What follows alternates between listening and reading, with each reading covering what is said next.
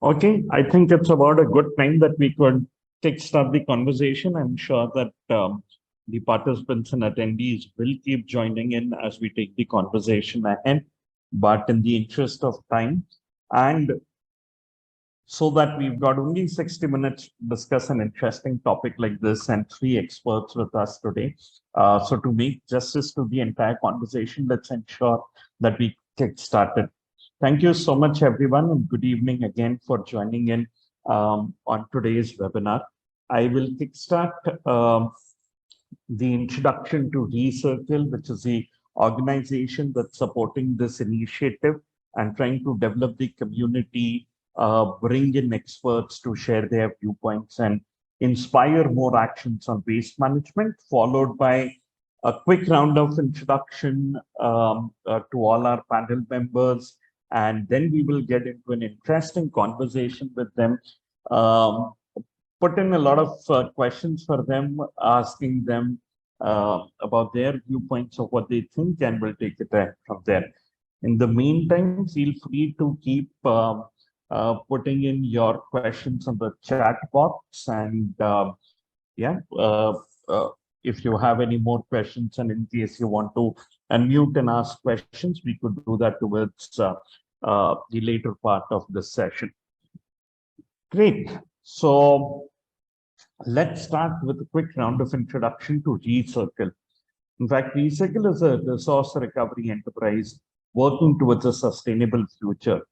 They do this by preventing resources from entering landfills and oceans. Instead, they direct them back into the economy for recycling, reusing, or repurposing. ReCircle aims to build an inclusive, ethical, and circular ecosystem by means of organized employment for waste workers within the informal economy. By doing this, they ensure the security of jobs and dignified life for workers from all sections of society. Every month, ReCircle has taken this mandate to organize ReThink webinars to listen to experts, connect with the community, and inspire waste management actions. And today, all of us are here to discuss circular economy, the way forward, and how do we think this shaping up in due course of time. And we couldn't have identified a better panel with very diverse views, diverse kind of experiences that they come in.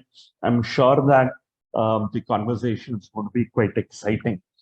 But right before we do that, let's hear it from Gurashish, who is the co-founder and COO at ReCircle.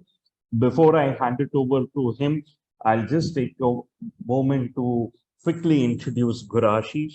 He's the co-founder and COO at ReCircle.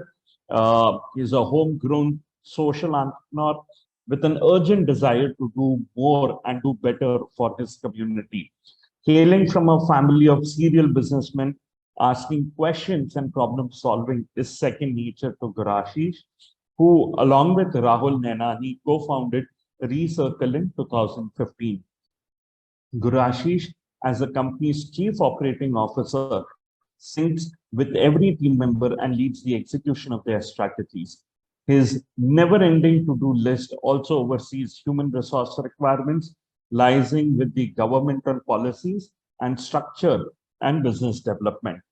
Thank you so much, Gurashish, for making time to connect with us, sharing your thoughts, and thank you so much for creating ReThink as this exciting platform to inspire all of us.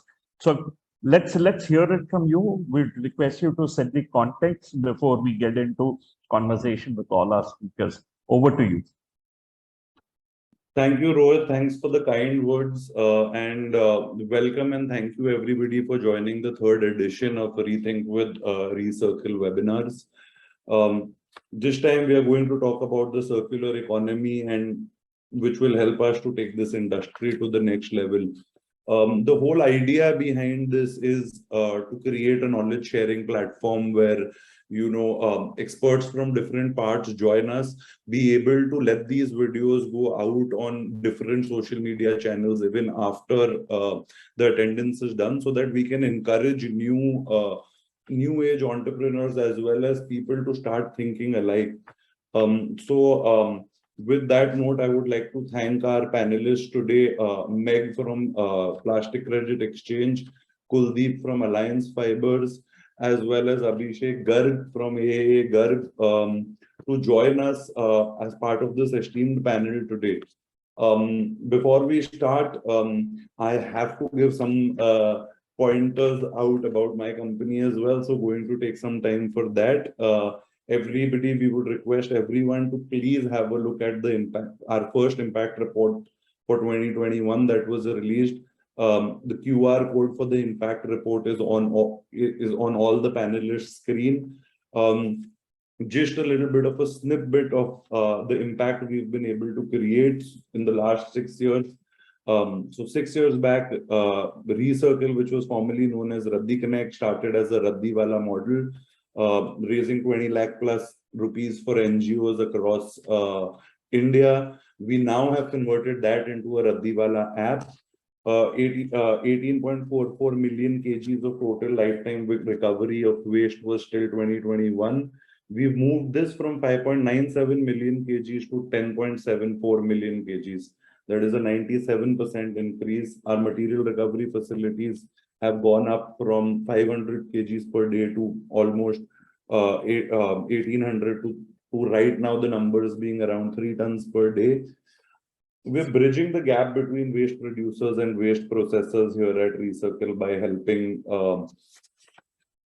producers, importers, and brand owners be EPR compliant, spanning over 102 cities now. In 2021, our collection was 1200 kgs per hour, which is growing at an exponential speed. We've launched a plastic hygiene program where we are helping brands set up reverse logistics systems to collect their waste and be a part of the sustainable journey. All of this has been only possible with the help of our 2300 plus Safai Sathis that we work directly or indirectly with. Job security here has helped them to stabilize their salaries, increase investments in essentials such as education and healthcare for families as well as for themselves. Women have been specially impacted by earning financial freedom.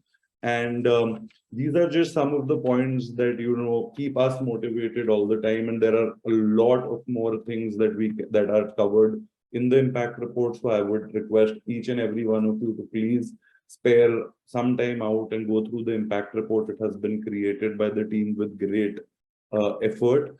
And do give us your feedback and suggestions, if any, on it for the next impact report.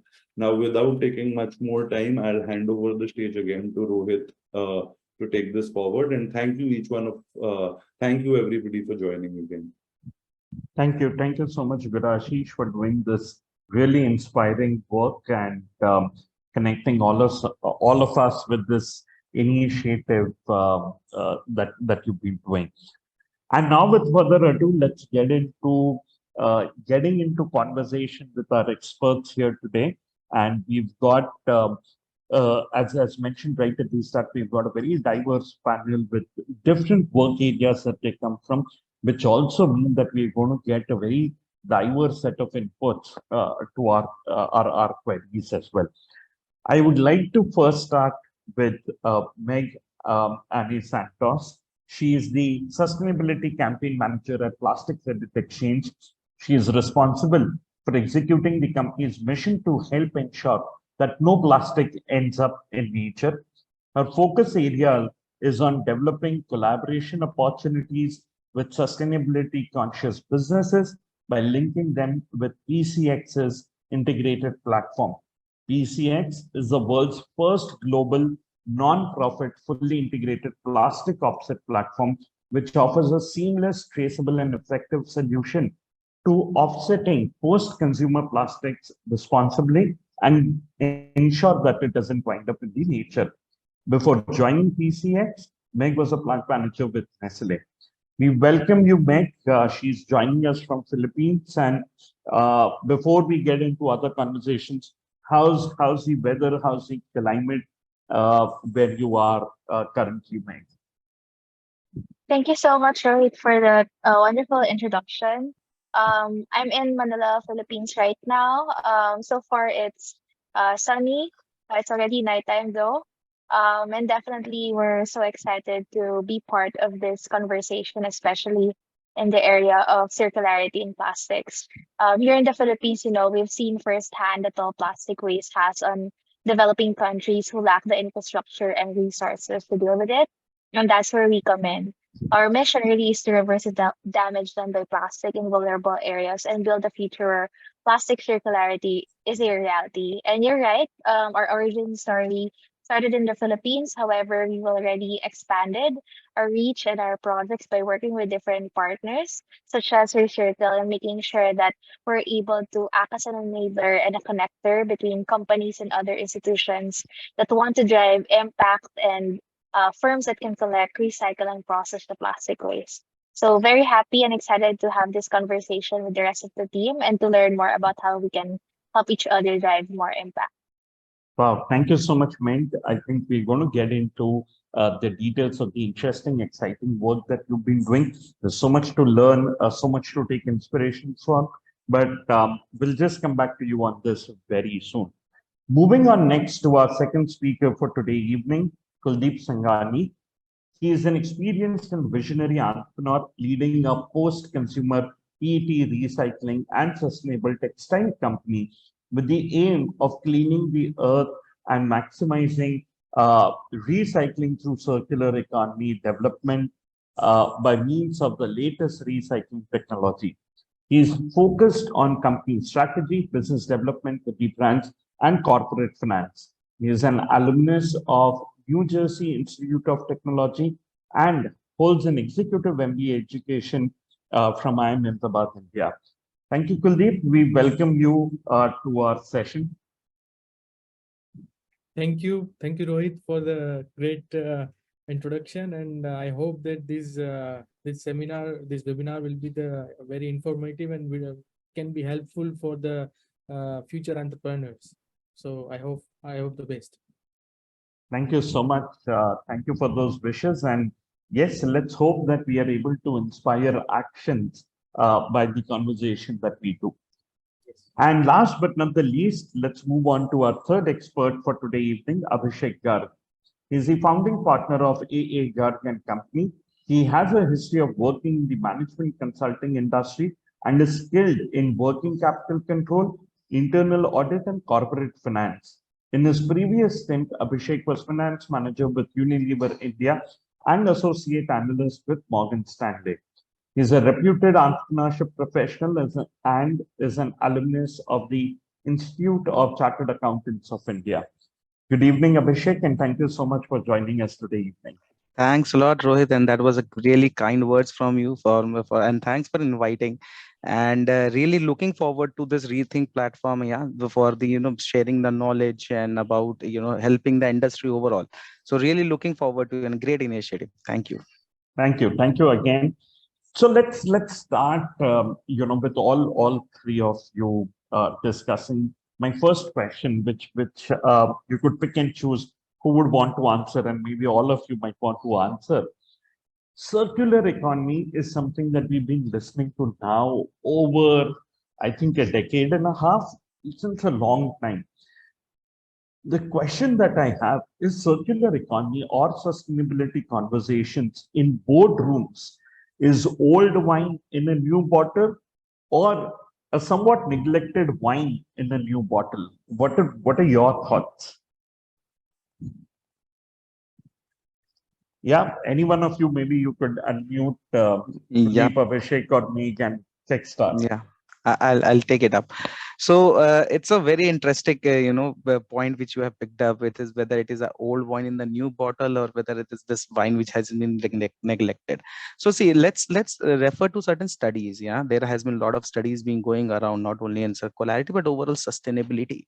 And in one of this studies conducted McKinsey, they concluded they interviewed a lot of companies wherein more than 60% of the leaders of the company said, yes, this is something important priority for us, and it has been incorporated in our business strategies. The what thing is lacking, see, it is something which needs to be discussed, which has been under discussion longer duration of time. But now I would say the bottle doesn't matter, the cap needs to open and the wine needs to flow. which means the action needs to come in. And that is where it's not about old wine or new wine and everything. It's all about the cap needs to, come out of it, and that needs to start flowing, and people need to put their action where their, words are. So, and that is what's slowly and gradually happening. And I think this is the time wherein we see a lot of action efforts has been putting forward, as because, governments and a lot of NGOs, UN, United Nations, and a lot of other bigger organization institution are, working towards it, making it more important, making it compliance. And that is where I think it's not about the bottle, it's not about the wine, it's about the bottle to open. So that is what I would say. Yeah. Wow, that's a very exciting take that we're talking about. Let the wine flow. Meg, what are your views on this? Yeah, definitely agree with Abhishek. We believe, plastic pollution crisis is not as easy as it may seem. It really requires a solution set. There's no silver bullet that can, you know, miraculously solve everything. And we must understand that, although plastic as a materials really help us, make sure that we deliver products safely, we must be mindful also of how it really flows in the supply chain. We must have a better understanding of the value chain and fully agree that we must take these discussions outside of the boardroom and make sure that impact is really felt in the communities, especially for those who are greatly affected by the plastic pollution crisis. So we need to make sure that we enable, build infrastructure, make sure that it really flows back into the circular economy and have a better understanding of how the material is being handled. I think that's one of the things that really need more discussion of really looking at plastic as a flow of materials, a flow of resource, so that as what Abhishek said, it can go out of the bottle regardless of what bottle that is, and then flow into the hands of those that need to really address it. Super. I mean, well said. It's a painful problem. It's a problem that has been persisting for a long time, and it has been screaming out that we need to make attention, time, effort, build in these solution, because it's now going out and percolating to multiple other branches. But before we move on to the next question, Kuldeep, what are your views on this, especially because you're in the business of recycling and you've been seeing this, you've been also listening about this term since a long time. So what are your thoughts on this? Yeah, I totally agree with whatever Abhishek said. Like, uh, uh, just we need to open the cap. Like we have to give our actions on the circularity. Like, as we said, the content grows the reach with the depth of conversation, and obviously our youth in India gets curious to follow the circular ways. So obviously, the collections and the ecosystem that we have developed, that we need to take care more on that part. And automatically, if our bottom layer is very strengthened, then definitely we can get more and more circular economy era. So that's my view. Super. And while Kuldeep, you're there, I would want to ask an interesting question. Since you deal with plastics on a daily level, Yes. Plastics are at the core of our lives in general. I mean, it's everywhere around us, whether we talk about our bottles, whether we talk about the pen, whether we talk about the mouse, the screens that we are on, so on and so forth. The question that I have is, can we really move over plastics? And is it really practical to do so? What are your views on this? I think there is no any possibility to move over the plastics, because every mandate has its own transition rates as per my observation. And with an average income of Indian people, it is very limited nowadays. And daily resources and the products of plastics needs to find economized way forward, and that will obviously take a time. So overall, if one sees handling of plastic waste is a problem, handling of plastic waste, it is a problem, but not the consumption of the plastic is problem. So practically, it is not possible to get rid of the plastics. Interesting, Kuldeep. And while Kuldeep brought in Indian perspective to it, what are your views about it, Meg? Can we actually do away with plastics? Is it even practical to do so? Yeah, I think it's not even a discussion about practicality, but it's really if technology allows us to do so, and if we're able to find an alternative that's safer, you know, more economical as well. We don't want to alienate those who do not cannot afford to make those choices, right? For example, in developing countries like India, the Philippines, mostly in Asia, it's very easy to tell someone who can afford to, just go back and purchase or make their own brewed coffee versus someone who earns on a day-to-day basis and can only afford, say, a couple of teaspoons of coffee packed in sachet. So I think what's important is that we really look at it not as a material problem, but as a waste problem. And it's very similar to any other material, whether it's paper, whether it's glass. It's really, how the waste is mismanaged. When plastic was created, as it is, a miracle material, we didn't really think of what to do with it after post-consumer use.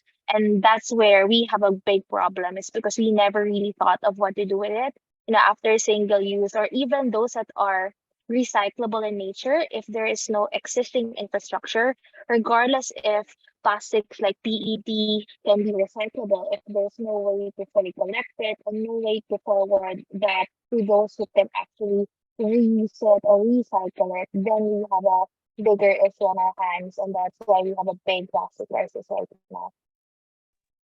Interesting. And Meg, while we are while you just shared your viewpoints, PCX sounds to be extremely exciting. I mean, tracing plastic waste is a absolute thorough challenge. And what are some of the examples in your experience of how are you tracing it? Yeah, so definitely, you're right. Traceability and the flow of the plastic waste or the plastic waste material is super important, because we need to make sure that impact is really being done, right? Especially for cases where we work with a lot of the informal sector. When you work with informal collectors, you need to make sure that everything is traceable and that can be forwarded to the right processors. And I think one of the key things that we really established is, one is the establishment of the plastic pollution reduction standards. So we're actually the first in the world to publish that standard March of 2020. It provides a framework for the implementation of a credible and verifiable plastic offsetting program. How we do it is, we work with different network of partners that provides a safe and transparent system of physically collecting, transporting, and processing plastic waste. How we're able to monitor that and trace that is through our blockchain protected registry. So basically, we have documentation of the flow of material. So for example, if you do community collection, if you do landfill diversion, if you do ocean, collection, everything should be documented. And, whenever that waste material is being transported to, say, a logistics partner, to a processing partner, everything has to be traceable and the impact has to be validated. So that's something that we have been doing ever since we started, because we believe, it has to be measured, it has to be traceable, to avoid any issues on greenwashing as well, any issues on double counting. And we also need to measure where it goes so that we can further utilize that data to improve our processes. Absolutely interesting. I think if we were able to have this ecosystem across economies, it would be very, very interesting to go out and measure this. But while at that, Meg, I have one more question before I jump on to Abhishek, on understanding the financial implications of this. Um, is it much more simpler, probably in an economy like Philippines or Southeast Asian countries, but the economies are small, not as complex and as diverse as probably the other developing or developed nations, and that is why you see a success story. What do you think is the proof of the pudding? What do you think is the secret sauce to why can this work? I think one of the key success factors is understanding that, again, everything has to be a solution set. There's no single solution, but the thing that we need to do is to be able to connect those solutions to those who need specific type of solutions. So I think what was very helpful in terms of our experience, and that's where, different partners come in, is when we launch a technology-enabled plastic credit marketplace. Basically, it activates that global ecosystem of partners to drive accelerated scale and impact on their mission to stop the flow of plastic into nature. So what we do is we again work with different partners, connect them to those who require that specific solution. So for example, business A would, is using PET, then they would want to have support in terms of collection of PET and have that PET forwarded to someone who will actually recycle it, and then eventually, connect it to another company who would be using that recycled PET back into their packaging. There are so many players already. There are definitely, many groups that do collection. There are already a lot of startup companies and even bigger companies who invest in infrastructure in terms of collection and processing. But the challenge is they're not connected to each other. We don't know how to reach each other. There's no platform to have that work out. And I think that's the secret sauce, as you mentioned, is really having that connection, making sure that we're able to, be connected with each other in a technology-enabled platform. And that actually, really breaks down the borders, if I may say. Before we were just really focused on projects in the Philippines, but from our experience, we have already expanded that. You can be a brand or an institution in a more developed country, but you would like to help clean up in like the Philippines or India. Now we can do that. That's possible. We can now use that investment to fund infrastructure, to fund collection programs. It's really more an integrated platform, really brings closer the solutions, the different solution sets to those who need it. Wonderful and absolutely relevant. And Abhishek, you come from a finance background, and one of the things that I wanted to know is there a financial implication and impact that sustainability can create within an organization? Is that even a possibility? Yes, definitely. Yes, I would say. And there are multiple implications if you look into the finances. Just to give you a little, again, citing certain data points. If you see, and I'm not talking about only plastic per se, I'm talking about overall sustainability, which is a sustainable bigger term. Now, if you read back some of the reports, wherein you will find that the companies who are most sustainability focused and who has a better rating under the index like the CDP disclosures index and all those, they have a higher rate on in return on assets and equity versus the lesser sustainability focused companies. And believe me, when these index are given and the scoring and rating are given, there are multiple benefits the company can reap out financially. For example, access to capital becomes at a very cheaper cost. Investors are very well aligned to invest there, and that is what we are seeing as a trend. And just to give you one more data point, one study which was conducted by economists of McKinsey, wherein they concluded saying that a $1 of investment over a span of 17 years for a sustainability focused company will yield 22% CAGR, which is compounded growth, versus a 15% growth in this. So yes, there are. Now, just giving a real-time example, real life, current relevant example, which would be a very layman type of example I would want to pick up, which will further give you one kind of another perspective of financial implication because of the sustainability and in the organization. So let's take the plastic as an example. So everybody of us, we here know that plastic waste is a problem. Plastic is not a problem. Plastic waste is a problem.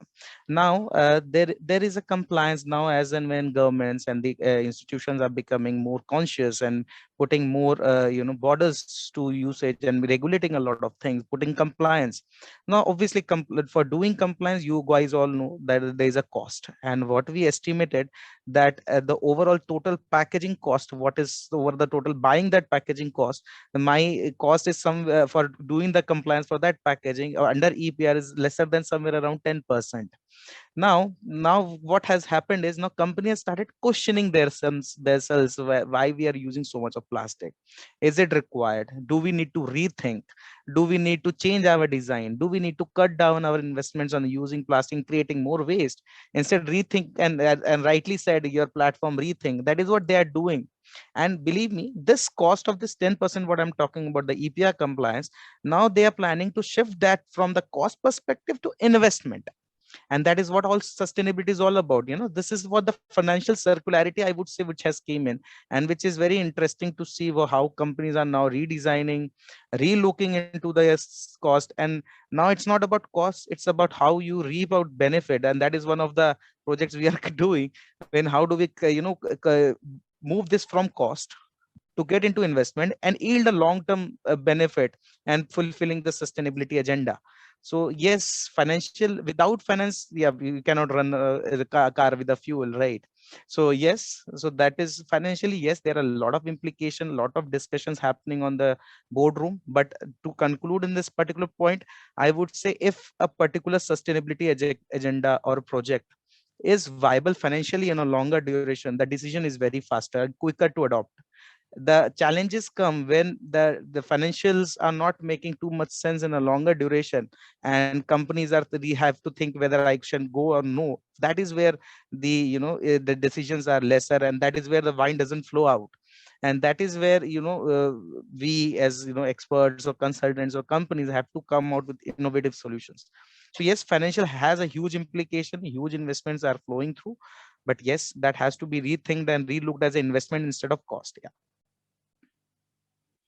Well, that's a brilliant perspective, Abhishek, in terms of how do you need to change your viewpoint in terms of looking at it from a different point of view.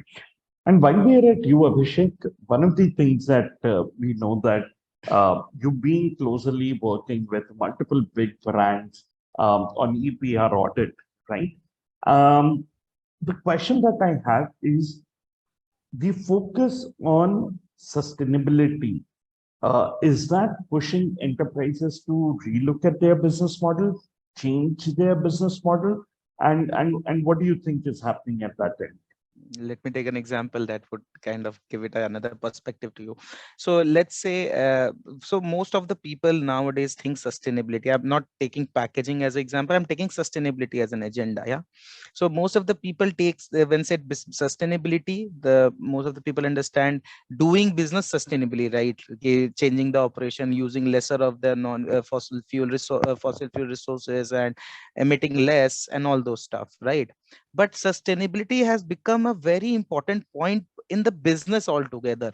Without being sustainability being very important point in the business, like business, you have profit, people, and all. Sustainability is that pillar. To give an example, let's say take an example of the automotive industry. Today these companies are producing vehicles, right? While producing, they are investing in using a lot of materials and energies and fossil fuels. And once they are producing those products, those producer products are also using the fossil fuels to operate itself and further polluting. So it's very obvious, right? They would not be able to sustain in a 5 to 10 year of a span of period if they don't incorporate sustainable products in that arena, right? So that is where this sustainability is a whole is a very big important agenda. People has to look into that agenda before taking and doing business, I would say.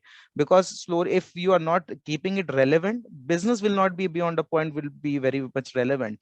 And that is where sustainability, as I said, it's not doing business sustainability with business, and business with sustainability has to go hand in hand. And that is what it connects between these two important pillars. Yeah. Excellent. And while we've been talking about evolving business model, Kuldeep, we've known that there have been multiple challenges that plastic-based recyclers encounter. The question that I have for you is, how is your business model evolving with focus from new stakeholders engaging with them? How's that entire thing changing for you? Yeah, from my perspective, I should tell that currently the world is standing on edge of very dangerous danger, that is climate change. We have recently experienced the erratic monsoon, extreme heat, and reduced lifespan across the globe. and it is indication that we are polluting everything. And pursuing the same, it is high time, and we focus to managing our resources, cut the consumptions, and be responsible towards our mother nature. Pursuing the same school of thoughts, we are at Alliance Group committing towards the complete circular solution of biggest menace on this planet, that is plastic waste. And we are not only recycling WPET bottles, but we also help them to retrieve from the water bodies and turn it into recycled PET flakes, rPET yarns, fibers, ropes, and in future the bottles. So we are committed, technology driven, and skill set of individuals to help reduce the plastic waste in complete circular and greener manner. So obviously in this industry there is so many opportunities. Likewise, some data I can share that Indian beverages and PET packaging market is set to grow at 3.5% CAGR in next 5 years. That is very good number.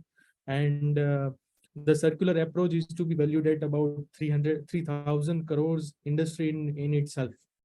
I can say another opportunity that is the biggest direct impact of PET to rPET transition, and that is combined human and environmental impact. At the same time, rPET versus virgin PET, that reduces petrochemical uses and carbon footprints. Uh, Obviously, there is other hand of challenges while doing all these stuffs, and I can say the main concern that we are facing that from packaging side is that government should define common standards for the packaging plastics, that is caps, openers, and labels for better recyclability. See, in we are getting number of bottles of from different of companies. So if the raw material of the caps and labels would be the same, then we have to handle it very easily. It becomes very easy to handle if the material of labels and caps are the same. If it is not, then we have to employ so many resources to remove out that stuffs. So it is huge cost for us also, and obviously that is the waste that is not going into the circular economy. So I think government should look into this era, and they have to set up the standard for all of these packaging materials. Obviously, there is challenge of I can say from the government side is like the small waste collectors. I can say small MRFs. They all are not getting encouraged by the government by giving them special subsidies, or I can say, for the technology enhancement, they should encourage these people to get better circular economy framework. And also the compliance is becoming the huge challenge for us. Like even I say for small collector and MRFs, they have to maintain a lot of compliances. Instead they have to work on the ground and they have to collect the bottles. They uh, they are involving in the compliance things. So it's a very big challenge nowadays, in my view. Absolutely. And I think there's so many more questions, so many at my end, and already quite a few questions from our audience. So I'll jump on to a few audience questions while doing this, and then I'll keep shuffling between them. One of the questions that I see there is, can you share successful case study or examples of circular economy in action? So maybe each one of you could share one. Can we start with you, Meg? Yeah, that's okay. Let me. We'll come down to you, Abhishek, in just about a minute. Yeah, definitely. Here in the Philippines, one of the things that we've been successful on is really involving communities. We do have a program here that we work together with one of the non-impact companies here called Hope. They are doing a project called the Adding to India program. They work with women micro entrepreneurs, sort of the mom and pop shops, right, where they usually sell those products that are packaged, prepackaged food items or consumer goods. The main challenge is they don't have a way to collect. And if they do collect, they don't collect these types of plastics What junk shops usually collect is PET, paper, metal, but they don't collect flexible plastics. So one of the things that this impact company did through the Adding India program is to implement a waste to cash program, where these women micro entrepreneurs are provided infrastructure, they're provided equipment like a manual baler, weighing scale, training, and certain capital for them to buy and accept all types of plastics as long as they're relatively clean and dry. So those types of plastics have different price points, and can be convertible to cash. Allowed, better collection of good and clean feedstock, which is usually the problem for recyclers and data processors, right? They have a challenge of getting good and clean feedstock. So we're able to do that. We started off with less than 10 Allington Dares. We'll end the year with around 100. We've been able to collect, we're averaging now at least 1 metric ton per day for the Allington Dares. And this is to work with together with our corporate quarter. So you see that there is really a partnership. And because there is now clean feedstock, then we're able to send that over to different processors. So, for example, if it's PET, we send it over to a recycler. If it's end of life plastic, we can send it over to use as a refuser fuel or for upcycling converted into eco bricks or planks. Of course, there's still much to do in terms of improving the process, but that has proven as a great success, and especially in locations such as the Philippines, where it's a archipelago, many different islands. We've been able to implement that in the three biggest islands, and we've been able to get strong support not just from the private sector but also from the industry. And aside from that, of course, is really the education. This has been helping the people really on the ground, the community understand why their actions can definitely help move forward to a more circular economy. Interesting. Yes, Abhishek, you wanted to share Yeah. a few Actually, examples too. I have two of the examples which I keep on quoting in one of boardrooms to inspire and motivate people to so as to look forward to that. One of the examples, one which inspired me, is one of the automotive company, a premium brand, very premium brand, and that is why I'm saying premium brand, but that is why they could achieve so. So what they do, they while they are delivering the car, so you all guys must be knowing when we are receiving the new car, it comes with plastic fitted into it in the seat covers, multiple places. So while when they deliver the car, they take it out purposefully by requesting the client, and these are high premium client people, they understand, and educated people, there's not much of a pushback. They collect it back, and the story doesn't end there. They send it to a recycler, and the recycler recycle it and send it, create the recycled plastic sheet, send it back to that unit, the brand same unit, and it will again come back fitted in the car when the new car is being delivered. Challenge there, it's not so easy because it's a high on cost. It looks very simple, but when I deep dived into it, the problems got become bigger. So how do I make it this kind of circular for a larger scale? So that was a complicated question. Reason being, here the brand is taking the cost of sending the lesser quantity, and that's what Meg was also referring to. The problem here is logistics. The one of the key issue I foresee in this is the logistics of the smaller quantity. The quantum will not be sufficing enough, the logistic cost for sending it to the recycler. But anyways, these guys ultimately cracked it for themselves, and that is one of the very beautiful circularity I saw and was inspired by. And one of the circularity I was inspired by, and again, is the plastic producer. There are a lot of plastic producer companies who are supplying the plastic packaging to the companies, brand owners. Now this company has built a recycling facility at its own facility where he's producing the plastic packaging. And looking at that at one place they are mixed, trying to mix with the pet flakes and all those things, and they're taking the post consumer and recycling it and then giving it back in the same packaging which brand is accept. That is fulfilling the compliance as well, fulfilling for both the parties, for their customers, and they're happily taking it. After obviously getting the certification, after getting the accreditation and the labs that tested. But these two real time case which I came across in physically, that inspired me, and keep on finding these kind of things which can be scalable. Yeah. Wow, very interesting. Kuldeep, would you want to share some example?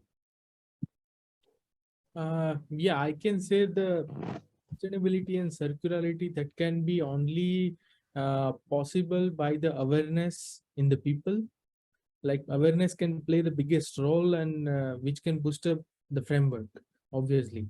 So as per my understanding, like where I'm living in Surat City, there is one ward is told as the name is City Light, where entire ward is covered for the collection of all kind of waste by citizen engagement. NGOs, UNDPs, and all agencies are working in perfect harmony to create the net zero waste ward. So people obviously they are the first mover to get into the circularity channels. Absolutely interesting. I know we're running short of time, but I've got two questions. One is, what would you want our listeners to rethink? But uh, the question is that we've known circular economy model for a long time. And though many companies, especially smaller and unorganized ones, are yet to incorporate them into their business model, while we heard certain examples and there are exceptions, what do you think is the future of circular economy as a concept? May I request each one of you to share your thoughts on it? Maybe let's start with Abhishek, then Meg, and then Kuldeep. Abhishek, would you want to take a Yeah, stab yeah, at this? sure. See, I think the future circular economy is the need of the hour. See, currently we are mostly dependent on a lot of resources which we are using in daily life. For example, let's say plastic. Ultimately, it comes down from the oil. Let's face it. It's petro-based virgin polymer, which is what it is coming from. So no, it's not only applicable for only plastic, but for all kind of resources which are limited, fossil fuel. If we don't incorporate circularity, it will not lead us anywhere. It will ultimately come back and bite the humans, be it our professional career, personal thing, anything. It will come back and bite us someday. So that's what happening today, right? Why that's what it has shown its impact into the marine pollution and everywhere, right? And climate change, it's also output of us as a human being little unconscious about the things. But yes, circularity is the immediate answer to the solution for the temporary, because while as a human and countries and organizations, governments are trying to find the alternates, like we keep on saying, like we in a lot of economies are dependent on the oil, let's say. But we can't in one day just move to say that we tomorrow will not use oil or petrol for running the economy. So yes, circular economy is definitely an answer to the question for the immediate solution, so that we preserve it. And meanwhile, when the circular economy is flowing the juices on, we have to figure out alternate resources and green resources and scalable resources. For example, EV, we keep on talking about EVs is coming, right? But we know there are challenges with the EV. EV will take time, another 5 to 7 years to come and formalize into the sector in India, right? But till that time, what? That's what. So I say circular economy or circularity is a transition phase for us to move to another one, because till that time if we don't incorporate circularity, it will be further worse in situation that would happen. So it's a high time that we incorporate circularity. Yeah. Interesting. Meg, what are your views on this? Definitely, there's a huge momentum towards a circular economy for plastics. They're mainly driven by, key thrusts. One is, as I mentioned earlier, consumer expectations. Right now, there's a study by PwC on the 2021 Global Consumer Insight Survey that 50 to 60% of consumers actually buy items with eco-friendly or less packaging. That's 37% higher than it was the previous year.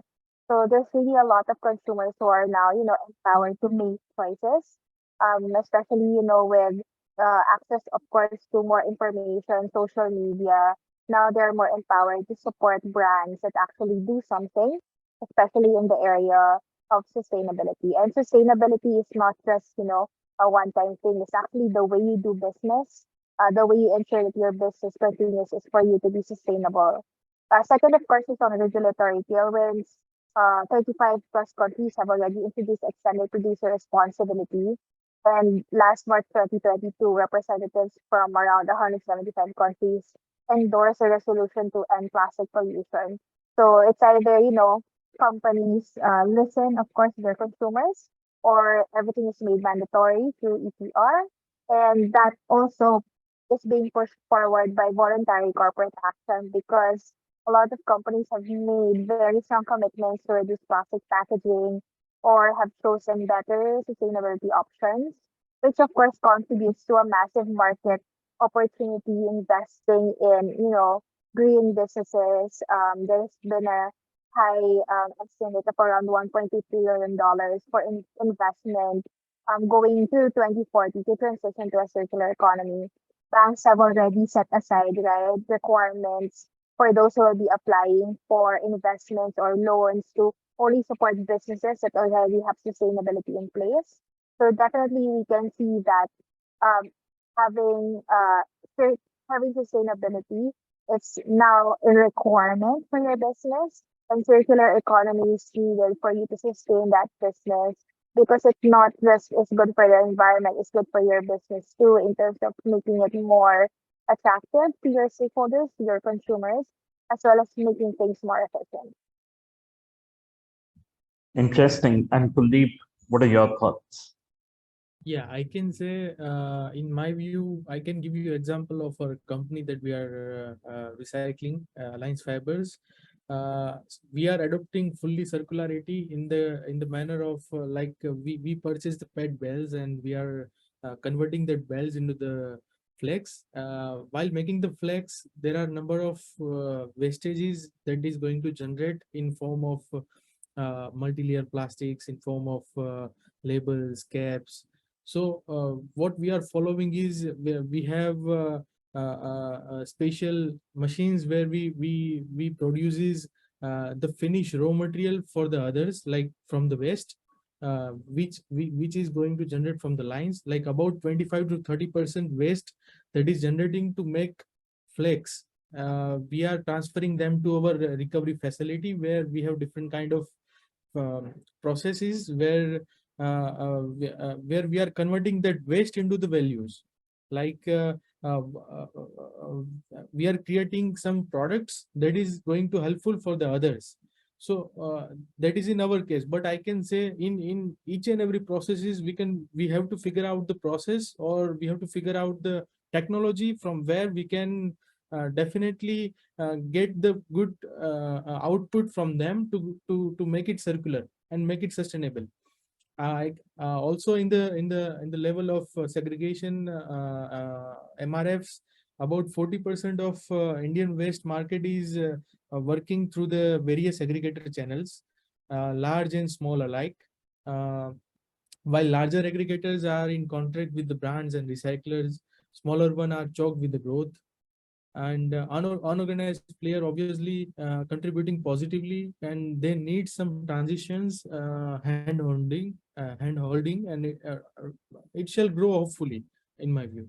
They need some ignitions from the government, and definitely that economy and ecosystem becomes fruitful in the future. Interesting. And here is my last question for today evening. We are almost about to reach the end. But yeah, one last question. What is the one thought that you want other businesses or our listeners to rethink with respect to sustainability or waste management?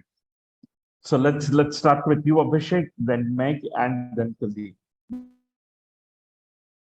Yes, Abhishek. What is that one thing that you want our listeners to Not sure rethink? who are our listeners here and what the impact, but for rethinking, I would say, at an individual level, I would say, I not say for the corporate level or nothing, because it's all people. The companies, everything is run by people. Everything is through people. I would say people need to start rethinking before using any resource. it'd be anything, even using water at your house, using any electricity at your house, or whatever daily life, and understand the basic, one of the great things Mr. Prime Minister in one of the conference said, life cycle with having a using resources what is required. So I would say people should rethink, use resources what needs, what how whatever is required, make a little of the wastage. That is what I would want to people to rethink before using any resource. Ultimately start from there. Yeah. Super. What are your thoughts, Meg? One thing that you would want all our listeners to rethink? I think for me, we need to just think about uh hope. I think we need to always have hope in terms of the work that we can still do, even though it's such a huge problem. It's really the hope that enables us to look for more solutions. It's the hope that will enable us to work together. And as Abhishek said, it's the hope of a better future that will make us rethink of wasting resources. And then that's one thing that actually propelled a lot of the work that we have done is really just thinking about hope, that we are part of it. We are hope, and we can be the generation that ends the plastic pollution crisis. Super. And Kuldeep, your last thought on this. I One would, thing that you would want all of us to rethink. I would only say one statement. Our only stakeholder is our mother nature. Let's save it. Thank you. Thank you so much. You've been a wonderful panel. I think there are so many things that I picked up, and it was really exciting. I would now invite Guru Ashish to formally share a vote of thanks for all our panel members, our audience here. Wow, thank you everybody again for joining. Lot of conversations, I think, a lot of learning for me as well. We have facts and figures here, not just people making conversations, but I feel right from Surat to Pune to Mumbai to all the way to Manila, fundamentally the narrative still remains that circularity is the need of the hour, and it is something that needs to be worked upon. Um, Taking Meg's points where traceability and transparency is required, there needs to be a connection between different stakeholders that are involved, and that is the secret sauce. Really, I think good points there, Meg, by you. For Kuldeep, handling plastic waste is the problem. Handling of plastic waste is the problem, and not consumption. Climate change is real. Defining common standards is required for caps, labels, bottles, as well as other plastic that is used. And coming to Abhishek, loved the point of the cap needs to be opened, the bottle needs to flow, and glasses needs to be filled.